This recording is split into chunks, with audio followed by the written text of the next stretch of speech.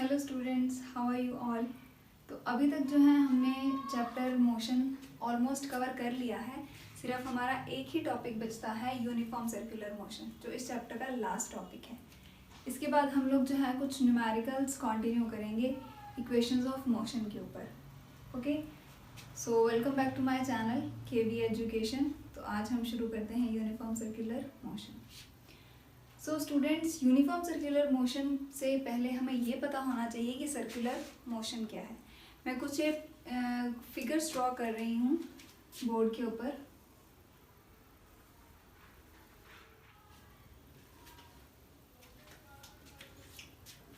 Okay guys, तो मैंने आप लोगों के लिए कुछ फिगर्स ड्रॉ की हैं।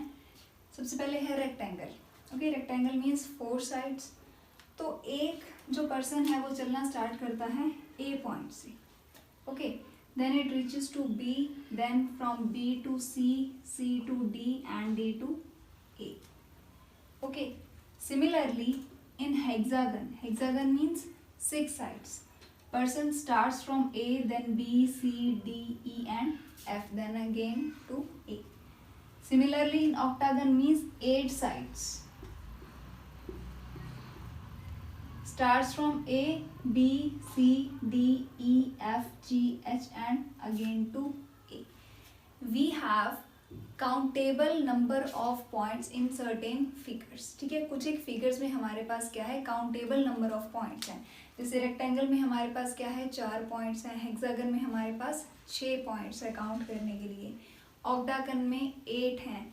बट अगर हम बात करें सर्कल की, क्योंकि अगर हम मोर नंबर ऑफ पॉइंट्स ड्रॉ करें किसी भी एक फिगर में, तो अल्टीमेटली हमारे पास क्या फिगर आ जाती है, सर्कल। ओके, तो सर्कल में अगर हम पर्सन को किसी भी पॉइंट से स्टार्ट करवाएं मूव करना, तो कुछ सर्टेन नंबर ऑफ पॉइंट्स नहीं है सर्कल में। अनकाउंटेबल नंबर ऑफ पॉइंट्स हैं जो कि मूव करता जाएगा वो पर्सन, जिसके थ्रू वो पर्सन मूव करता जाएगा। ठीक है, तो सर्कुलर मोशन एक ऐसा ही मोशन है कि क्लोज लूप में मूव करना, जैसे कि यहाँ। ठीक है, एक क्लोज्ड लूप है, क्लोज्ड पाथ है। ऐसा पाथ जब क्लोज्ड हो, जिसमें कि पर्सन या कोई भी जो है ऑब्जेक्ट ट्रैवल करे, that is known as circular motion.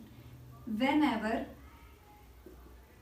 A person or any object moves through a circular path, closed loop, that is known as circular motion. अब बात आती है यूनिफॉर्म सर्कुलर मोशन की। देखो, यूनिफॉर्म वर्ड हम already बहुत बार कर चुके हैं इस चैप्टर में। Uniform means equal distances in equal time intervals. तो हमें ये तो पता लग गया कि जब equal distance equal time intervals में ट्रैवल होंगे तो हमारी स्पीड कैसी रहेगी उस दौरान, कांस्टेंट। स्पीड हमारी कैसी रहेगी, कांस्टेंट। किस केस में, यूनिफॉर्म सर्कुलर मोशन के केस में।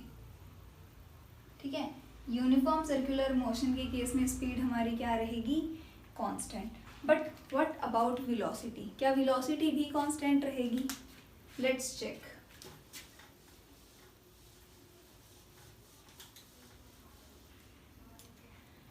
सपोज हम इसी फिगर की बात कर लेते हैं, हेक्सागन की। हेक्सागन में ए पॉइंट से जो है जर्नी स्टार्ट हुई, तो ए पॉइंट से डायरेक्शन रही बी की तरफ। क्या बी पॉइंट के ऊपर भी सेम डायरेक्शन रही, means like this? No, direction changes to north. B से जब सी की तरफ मूव करना है तो डायरेक्शन क्या हो गई, चेंज हो गई। सिमिलरली क्या फिर नॉर्थ ही रही? नहीं, सी से जब डी की तरफ मूव करना था तो डायरेक्शन फिर चेंज हो गई। अब डायरेक्शन क्या हो गई, नॉर्थ वेस्ट। ठीक है, तो इसी टाइप से जब हम अलग अलग पॉइंट्स के ऊपर पहुंचते हैं, नेक्स्ट पॉइंट के ऊपर पहुंचने के लिए डायरेक्शन जो है वो क्या होती रहती है, चेंज हो रही है कॉन्टिन्यूसली। ठीक है, तो इसी, चाहे हम ऑक्टागन की बात करें चाहे हेक्सागन की बात करें, इसमें तो हमारे पास सर्टेन नंबर ऑफ पॉइंट्स हैं। जैसे हेक्सागन में 6 पॉइंट्स के दौरान हमें डायरेक्शन चेंज करनी पड़ेगी। ऑक्टागन में 8 पॉइंट्स के थ्रू हमें डायरेक्शन जो है चेंज करनी पड़ेगी।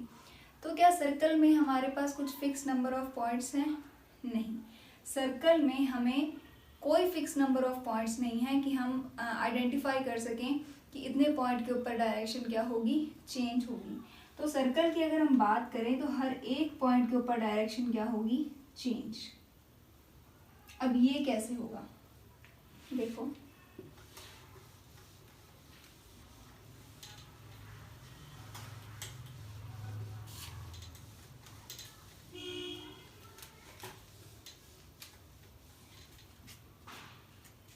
ये हमारा क्या है, कोई भी सर्कुलर पाथ,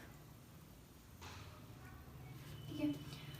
सो जिन स्टूडेंट्स ने लास्ट क्लासेस मेरी अटेंड की हैं उन क्लासेस में मैंने आपको एक बहुत इम्पॉर्टेंट ट्रिग्नोमेट्रिक फैक्टर बताया था, टेंजेंट का, ठीक है। टेंजेंट का यूज़ हमने किया था जब हम स्लोप को फाइंड आउट करने की बात कर रहे थे। अब उसी टाइप से जब हम सर्कुलर मोशन में एक पॉइंट कंसीडर करते हैं, सपोज ए, ठीक है, तो ए पॉइंट को टच करती हुई कोई भी लाइन लाइक दिस, जो ए पॉइंट को टच कर रही हो, इस लाइन को हमने क्या नाम दिया था, टेंजेंट, ठीक है।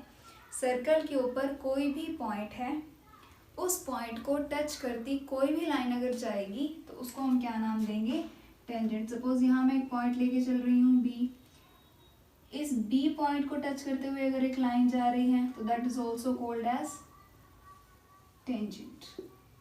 ओके, अब आपको टेंजेंट का कंसेप्ट समझ आ गया। सपोज एक पर्सन ने ए पॉइंट से कहाँ जाना है, बी पॉइंट की तरफ, ठीक है। ऑब्जेक्ट मूव कहाँ से कहाँ कर रहा है, ए पॉइंट से बी पॉइंट की तरफ।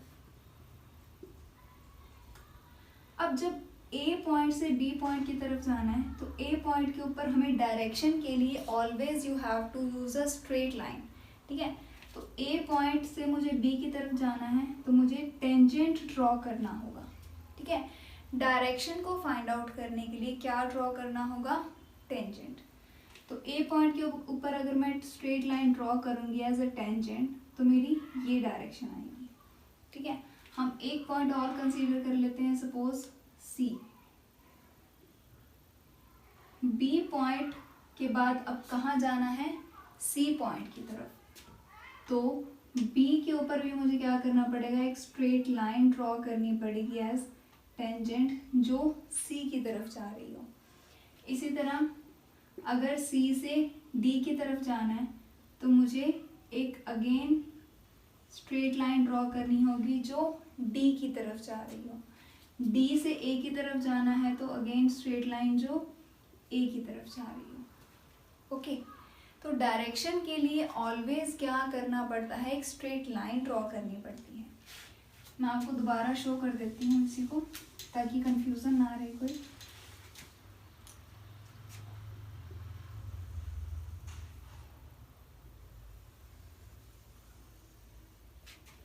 ये हमारा पॉइंट ए बी सी, कुछ एक finite number of points consider करके चल रही हूँ मैं।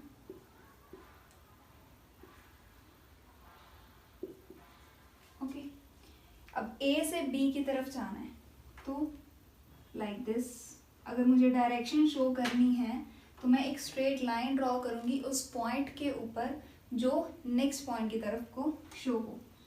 बी से सी जाना है लाइक दिस, ओके, सी से डी लाइक दिस, डी से ई, ई से एफ, एफ से जी, जी से एच और एच से अगेन ई। ओके, तो इस तरह से जो है डायरेक्शन को शो किया जाता है सर्कुलर मोशन में। तो इन स्ट्रेट लाइंस को हर एक पॉइंट के ऊपर जो मैंने स्ट्रेट लाइंस ड्रॉ की हैं उन लाइंस को हम क्या कहते हैं, टेंजेंट। ओके, अब आप इजीली देख पा रहे हो कि सर्कुलर मोशन के दौरान हर एक पॉइंट पे क्या हो रही है, डायरेक्शन चेंज हो रही है। क्या किसी भी पॉइंट के ऊपर डायरेक्शन सेम है, नहीं है, ठीक है। तो हर एक पॉइंट के ऊपर क्या हो रही है, डायरेक्शन चेंज। और जो वेलोसिटी है, velocity is associated with direction. Velocity किसके साथ एसोसिएट है, डायरेक्शन के साथ। ये तो पढ़ा था कि यूनिफॉर्म सर्कुलर मोशन में कांस्टेंट क्या रहता है, speed is constant because of equal distances in equal time intervals. तो स्पीड कांस्टेंट रहती है, पर क्या वेलोसिटी कांस्टेंट रहेगी? नहीं। क्यों? क्योंकि हर एक पॉइंट के ऊपर डायरेक्शन क्या हो रही है, चेंज हो रही है। और अगर डायरेक्शन चेंज हो रही है तो वेलोसिटी भी कॉन्टिन्यूसली हर एक पॉइंट पे ऊपर क्या होगी, चेंज होती रहेगी। ओके स्टूडेंट्स, तो यूनिफॉर्म सर्कुलर मोशन का इतना कंसेप्ट था। ठीक है, आपको याद रखना है कि यूनिफॉर्म सर्कुलर मोशन में स्पीड तो हमारी क्या रहेगी, कांस्टेंट, बट हर एक पॉइंट के ऊपर टेंजेंट जैसे कि हमने शो किए हैं, तो टेंजेंट क्या शो कर रहे हैं, change in direction at every point of journey. ठीक है, हर एक पॉइंट के ऊपर, जर्नी के हर एक पॉइंट के ऊपर जो डायरेक्शन है ऑब्जेक्ट की या पर्सन की, वो क्या हो रही है, चेंज हो रही है। तो डायरेक्शन चेंज होने की वजह से वेलोसिटी भी क्या होगी, चेंज होगी, क्योंकि वेलोसिटी जो है एक वेक्टर क्वांटिटी है और वेक्टर क्वांटिटी किसके साथ एसोसिएट होती है, डायरेक्शन के साथ। तो वेलोसिटी क्या होगी, चेंज, पर स्पीड क्या रहेगी, कांस्टेंट। ओके, तो इसका बेस्ट एग्जांपल मैं आपको समझा देती हूँ। आप क्या करो, एक रोप से एंड में एक स्टोन टाई कर दो। जैसे कि एक पर्सन है, इसके हाथ में क्या है, एक रोप है और यहाँ पे एक स्टोन टाई कर रखा है। तो स्टोन लेके जब हम अपने ऊपर इस तरह से रोटेट करवाएंगे, रोटेट करवाने के बाद इसकी शेप भी क्या बनेगी, सर्कुलर फॉर्म ही बनेगी। मैं आपको इसी डायग्राम के अंदर शो कर देती हूँ इस टाइप से। ठीक है, तो ये हमारी है रोप। ठीक है, यहाँ सपोज हमने टाई किया हुआ है स्टोन। ओके, तो जब हम इस रोप को रोटेट करेंगे, ये देखो इस टाइप से, ये अलग अलग डायरेक्शन में जाएगी, राइट। ठीक है, आप इसको जिस भी पॉइंट के ऊपर ड्रॉप करोगे, सपोज आपने ड्रॉप कर दिया डी पॉइंट के ऊपर, तो डी पॉइंट के ऊपर जैसे ही आप ड्रॉप करोगे तो स्टोन जो है वो डायरेक्ट इस डायरेक्शन में स्ट्रेट चला जाएगा। ओके, तो वहाँ से आप लोग चेक कर सकते हो कि जिस पॉइंट के ऊपर भी आप ड्रॉप कर रहे हो स्टोन को या कोई भी ऑब्जेक्ट टाई कर रखा है, वो क्या करेगा, उसी पॉइंट से स्ट्रेट चला जाएगा। ओके, अगर तो anti clockwise, I hope anti clockwise clockwise आपको पता हो डायरेक्शन, ये डायरेक्शन घड़ी के उल्टी, घड़ी के विपरीत जो डायरेक्शन है दैट इज एंटी क्लॉक। और अगर इस टाइप से है तो वो क्लॉकवाइज डायरेक्शन है। ठीक है, तो इसमें जैसे ए से बी, बी से सी, इस तरह से जा रहा है, घड़ी के उल्टी डायरेक्शन में जा रहा है, तो ये जो है डायरेक्शन एंटी क्लॉकवाइज है। अगर इस डायरेक्शन में स्टोन को रोटेट करवाया जा रहा है तो डी से कहाँ जाएगा, ई की तरफ। अगर यही डायरेक्शन ही उल्टी कर दी जाए स्टोन को रोटेट करने की, मीन्स इस तरफ, ओके, ए से एच, एच से जी, इस टाइप से, तो अगर सेम कंडीशन है कि डी पर ड्रॉप किया जाए तो अब स्टोन इस टाइप से जाएगा। ओके, आई होप आपको समझ आ गया हो ये। ठीक है, नेक्स्ट जो है वो सर्कुलर मोशन में हमें अगर स्पीड फाइंड आउट करनी है तो हमें डिस्टेंस हमारा क्या रहेगा।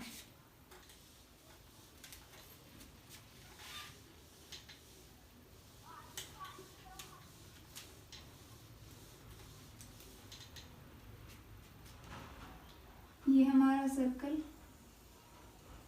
ठीक है, देखो जो डिस्टेंस है इज शोन बाय सर्कमफ्रेंस। ठीक है, सर्कमफ्रेंस, ये सेंटर, ये सपोज डिस्टेंस हमारा स्मॉल आर से हम शो कर रहे हैं, तो हमारा जो डिस्टेंस रहेगा वो क्या रहेगा, सर्कमफ्रेंस मीन्स 2πr। ओके, इसी टाइप से अगर स्पीड कैलकुलेट करनी है तो जितने टाइम में ये डिस्टेंस कैलकुलेट हुआ है डिवाइड बाय टाइम, बिकॉज ये हम बहुत बार कर चुके हैं कि speed is equal to distance divide by time. Okay, तो डिस्टेंस हमारा सर्कमफ्रेंस है मीन्स 2πr, और टाइम को हमने किससे डिनोट किया है, t से। तो सर्कुलर मोशन में अगर आपको स्पीड फाइंड आउट करनी है तो वो रहेगी distance by time, that is 2πr/t। Okay, तो ये लास्ट टॉपिक था हमारे चैप्टर का, यूनिफॉर्म सर्कुलर मोशन। अब हम तीनों इक्वेशंस जो हैं उसके ऊपर एक एक न्यूमेरिकल ट्राई करते हैं। सो स्टूडेंट्स, फर्स्ट न्यूमेरिकल जो है वो आप लोगों के लिए ये है। A train increases its speed from 36 km/h to 72 km/h in 10 seconds. What is its acceleration? तो हम इसका सॉल्यूशन करते हैं। देखो, जो ट्रेन है उसने अपनी जर्नी स्टार्ट की थी 36 km/h से, तो ये हमारा क्या रहेगा, u यानी इनिशियल स्पीड। तो हम मेंशन करेंगे u is equal to 36 km/h। अब 36 km/h से स्पीड कितनी हो गई, 72 km/h। तो ये हमारा क्या बन जाएगा, v। तो हम इसको v से डिनोट करेंगे 72 km/h। ओके, टाइम हमें क्या प्रोवाइडेड है, 10 सेकेंड्स। तो क्या हम डायरेक्ट न्यूमेरिकल शुरू करें अब, नो। लास्ट जो न्यूमेरिकल मैंने क्लास ली थी उसमें आपको क्लियरली बताया था कि जो यूनिट है वो क्या होना चाहिए, SI यूनिट्स। टाइम सेकंड्स में है, ओके, v km/h में है, चेंज करना पड़ेगा, u भी हमें क्या करना पड़ेगा, चेंज। km/h को मीटर/सेकंड में कन्वर्ट करने के लिए मल्टीप्लाई किससे करना था, 5/18 से। आप लोग जो है लास्ट क्लास देख सकते हैं न्यूमेरिकल्स में की, उसमें मैंने क्लियरली बताया हुआ है कि ये कैसे आया। फिर भी मैं आपको थोड़ा क्लियर कर देती हूँ कि देखो, किलोमीटर को मीटर में कन्वर्ट करने के लिए मल्टीप्लाई 1000, और ये जो है ये डिवाइड का साइन है, तो r को सेकंड्स में करने के लिए 3600। इसको जब सॉल्व करोगे तो अल्टीमेटली हमारे पास क्या आएगा, 5/18। तो हम 36 को मल्टीप्लाई करते हैं किससे, 5/18 से, और हमारा जो आंसर आएगा 18 2 36, 10 मीटर/सेकंड। इसी टाइप से हम 72 को सॉल्व करें, 72 इंटू 5/18, ये कटेगा हमारा 4 पे, 20 मीटर/सेकंड। ओके, तो टाइम ऑलरेडी किस में है, सेकंड्स में है। तो देखो आपके पास u v t और हमें कैलकुलेट क्या करना है, a। कोई ऐसे इक्वेशन जिसमें u हो, v हो, t हो और a हो, तो हम आइडेंटिफाई कर लेते हैं यहाँ से फर्स्ट इक्वेशन। ओके, आप लोग क्या करो, जो भी चीज़ें आपको प्रोवाइडेड है उसको पहले लिख लो अच्छे से और उनकी यूनिट्स करेक्ट कर लो। उसके बाद आप तीनों इक्वेशंस में से चेक करो कि कौन सी क्वांटिटीज़ आपको प्रोवाइडेड है और कौन सी आपको कैलकुलेट करनी है, तो बहुत इजी हो जाएगा। अब हम लोग फर्स्ट इक्वेशन यूज़ करेंगे, v is equal to u plus A T. v means 20, u हमारा है 10, a हमें फाइंड आउट करना है और t हमारा कितना है, 10। ओके, तो जो 10 है ये प्लस में है, इधर जाएगा तो माइनस में, 20 minus 10 is equal to 10a। तो 20 माइनस 10 मीन्स 10। ओके, तो जब हम a निकालेंगे तो a क्या आ जाएगा हमारा, 10/10 means 1 metre per second square. Okay students, I hope आप लोगों को ये समझ आ गया होगा न्यूमेरिकल। सॉल्यूशन में एक बार रिपीट कर देती हूँ।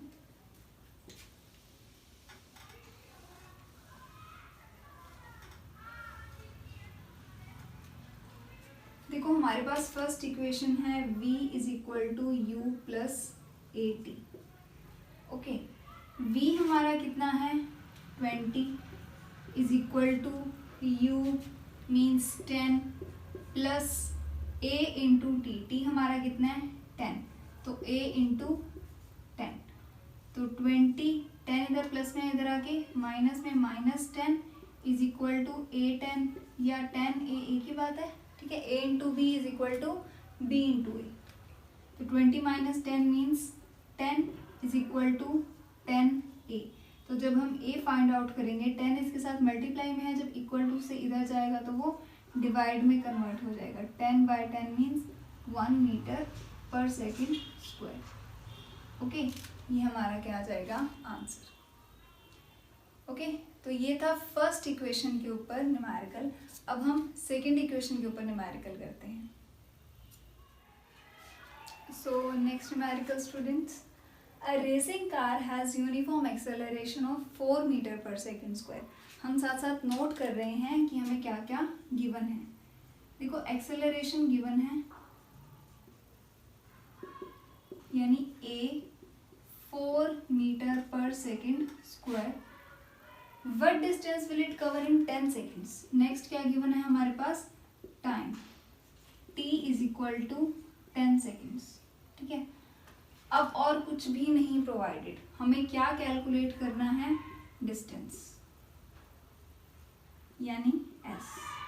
अब एक चीज आप नोट करो, उन्होंने एक वर्ड दिया हुआ है एंड में, आफ्टर स्टार्ट, ठीक है। स्टार्ट होने के बाद देखो, जब भी कोई ऑब्जेक्ट, जब भी कोई व्हीकल स्टार्ट होता है तो उसकी इनिशियल वेलोसिटी हम क्या कंसीडर करके चलते हैं, 0। ओके, तो हमारी जो इनिशियल वेलोसिटी रहेगी वो क्या रहेगी, 0। मैं आपको एक बार रिपीट कर देती हूँ।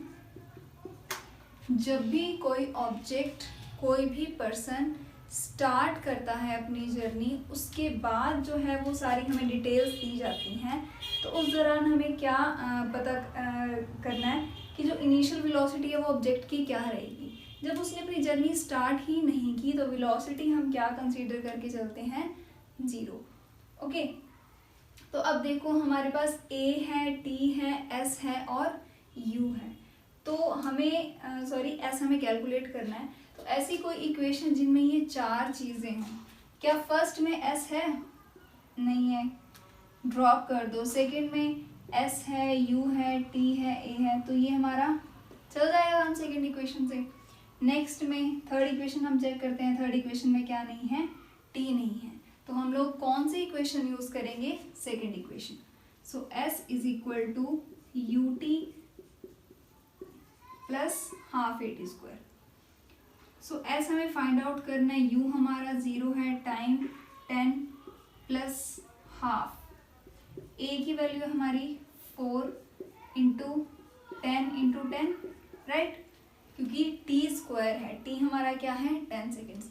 देखो इसमें यूनिट्स भी क्या है, SI में है, तो हमें यूनिट्स को चेंज करने की ज़रूरत नहीं पड़ी।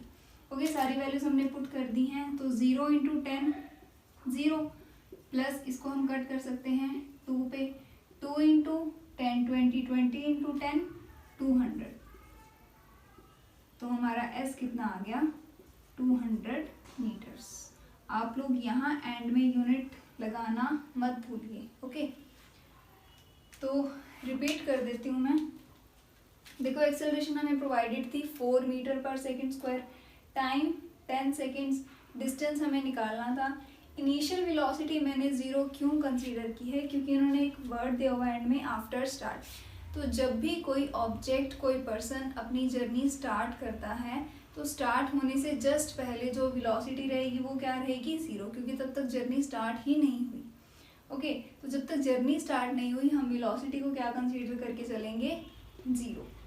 तो ऐसी कोई इक्वेशन जिसमें A, T, S और U हो, सिर्फ सेकेंड इक्वेशन है, क्योंकि थर्ड इक्वेशन में क्या नहीं है, T नहीं है, और फर्स्ट इक्वेशन में क्या नहीं है, S नहीं है। तो हमारे पास कौन सी इक्वेशन बचती है जिसमें सारे की सारी क्वांटिटीज हो, सेकेंड इक्वेशन। तो हम सेकेंड इक्वेशन जब अप्लाई करते हैं, S is equal to ut plus half AT square.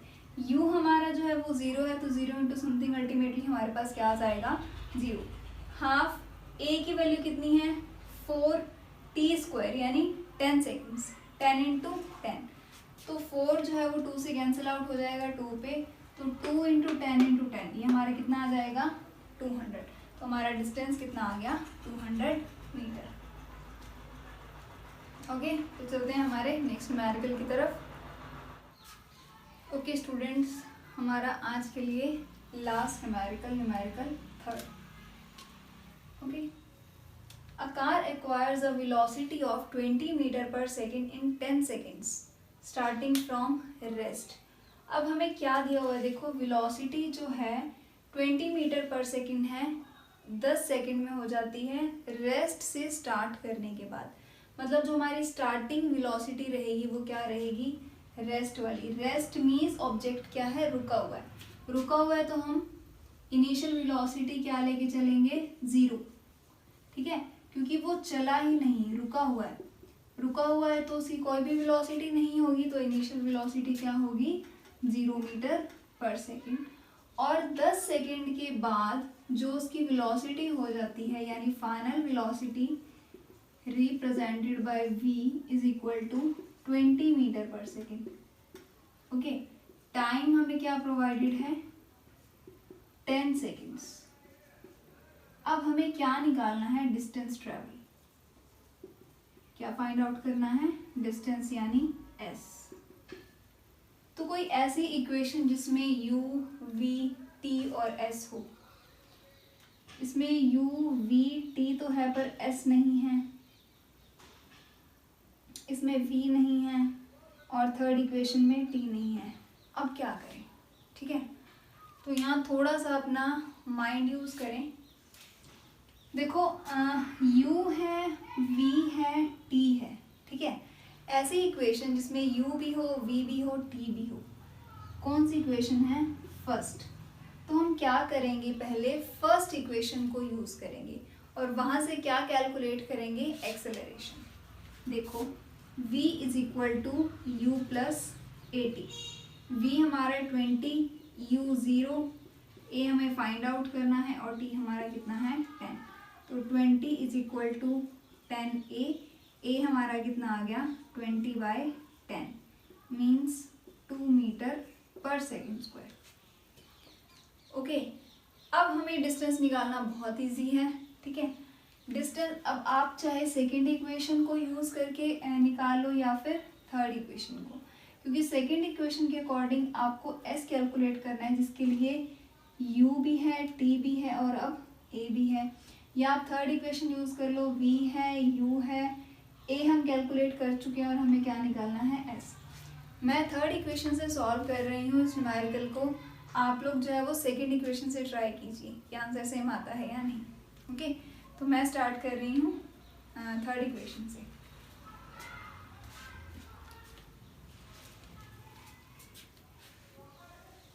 तो a हमारा कितना आ गया, 2 मीटर पर सेकेंड स्क्वायर. मैं यही मेंशन कर देती हूँ, a कितना है, 2 मीटर पर सेकेंड स्क्वायर. तो देखो थर्ड इक्वेशन के according v square minus u square is equal to 2as. v हमारा 20 है, 20 का square minus 0 square is equal to 2 into s हमें फाइंड आउट करना है. ओके, तो 20 स्क्वायर यानी 400 minus 0 is equal to 4s. 400 minus 0 400 ही रहेगा इज इक्वल टू 4s. तो s हमारा कितना आ जाएगा, 400 divide by 4 that is 100 metre. Okay guys, देखो आप लोग जो है गिवन कंडीशंस के अकॉर्डिंग पहले इक्वेशंस चेक करो, ठीक है, कि क्या इनमें से कोई इक्वेशन यूज़ हो सकती है जो हमें चीज़ फाइंड आउट करनी है. अगर आपको लगता है कि तीनों में से कोई भी इक्वेशन यूज़ नहीं होगी तो इक्वेशंस जो है आपस में इंटर रिलेटेड हैं. ओके, इंटर रिलेटेड का मतलब अब जैसे इस इक्वेशन में था कि हमारे पास u, v, t था. सिर्फ एक ही इक्वेशन है जिसमें u है, v है, t है. तो अगर हम थोड़ा सा यूज़ करें माइंड तो हमें ये बहुत अच्छे से पता चल सकता है कि अगर 3 चीज़ें प्रोवाइडेड हैं तो हम यहाँ से फोर्थ क्वांटिटी को इजीली कैलकुलेट कर सकते हैं, क्योंकि थर्ड इक्वेशन के लिए भी a चाहिए और सेकंड इक्वेशन के लिए भी a चाहिए. तो हम फर्स्ट इक्वेशन को यूज़ करके पहले क्या फाइंड आउट करेंगे, a हमारा जो आया वो कितना आया, 2 मीटर पर सेकेंड स्क्वायर. फिर आप चाहे सेकेंड इक्वेशन यूज़ करो या फिर थर्ड इक्वेशन यूज़ करो, हमारा आंसर क्या आएगा, सेम. थर्ड इक्वेशन के according v square minus u square is equal to 2as. v square यानी 20 स्क्वायर, फाइनल वेलोसिटी 20 थी हमारी, ठीक है. u 0, 2a हमारा 2 सॉल्व हुआ था, s हमें फाइंड आउट करना है।